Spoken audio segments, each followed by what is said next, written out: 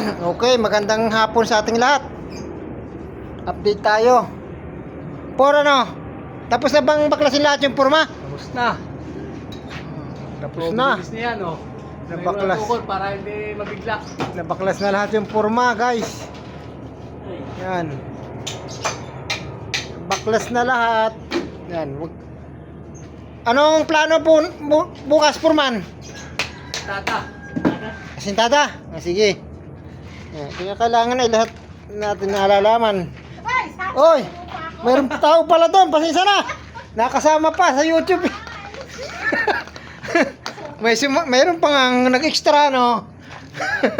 Yan, ito ang ating update, mga kaibigan. Natapos ng baklasin ang porma. Bukas magkasintada naman sila. Yan. Tapos pagkasintada, lalagyan ng yan. Tawag doon, lintel beam. Ha? Mini din. Mini beam.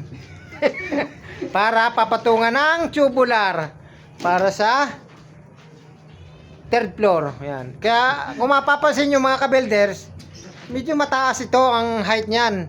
14 ang height niyan. Ngayon, hati natin yan. Kasi kung lahat natin yan gagawing slab, siyempre masyadong malaki ang gagastusin natin. Kaya yan ang naging ko natin plan. Yan. Por ano? Kumusta? Okay na? Nasa lahat na taas na lahat yung mga kahoy. Okay na. Okay. Ito, magandang umaga. Por, say hey, goodbye. Say, bati raw muna. Babati ka. Hello guys. Anong balita doon sa kuwan? Mga flood control, may napakulong na ba? Wala sabi bago nung Pasko hanggang ngayon wala na nga Tahimik na investigasyon. Nahuhuli ka sa kuwan balita Nakukulong mga liliit, yung kawawa yung mga Siyempre, natural silang makukulong. Silang project nila yun yung mali minsan iniisip natin. Ang uunahin yung malalaki. Silang project nila yun. Nadali tayo sa meeting. Nakabikuha ng bidding nito. Ha? Mga insertion, napakahirap ka mo. Dapat sa ganyan, tanggalin mo yung insertion. Ano ba nakakuha ng bidding na to? Foreman o engineer? Formal lang mo na itong bidding Ito bidding sa engineer. Napakalaki ng engineer. Napakataas ng value nila. Tapos? May kuwan pa. May bumidding na foreman. Yun, kasundo sa substandard pa pag sa engineer Oo. Hindi naman siguro lahat ng engineer. Hindi naman. Siyempre. Talagang baka siguro yung may record ng DPWH huwag na nating kuha yun, no? Hindi, bukod sa kanila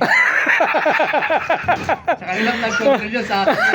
Hindi, pero ang iniisip kasi nila malaking kickback, no? Yung mga insertion, yun ang mahirap doon. Sige. Yun ang napapalas ng mga Iyak si Diskaya Kulong, yan. Yan, paalala daw po ito sa mga engineer. Contract at saka mga kontratista, sabi ni Purman. Purman, bakit ka man ng konti? Ayos na yan. Bakit nasasabi mo naman yung mga ganon? Garapalan naman ginagawa nila. Okay. Tama yung mga kain ka na 3 beses ng araw, may merienda pa. Baka makuha ka ni Kuhan. Bisdiso na? Iwan mo kami dito? Hindi natin sila legal. Siyempre, kumbaga natakbo ka sa tamang kuhan prosesyo, hindi. Tayo parehas lang. Yan. Wala tayong kinikilingan. Pero kung sakaling kukunin ka, baka iwan mo kami dito Hindi mo naman kami iwan. Para GME. Purman, patawa-tawa lang Purman, bati ka muna. Si Purman masyado mayayain walang bonus to kumusta, okay?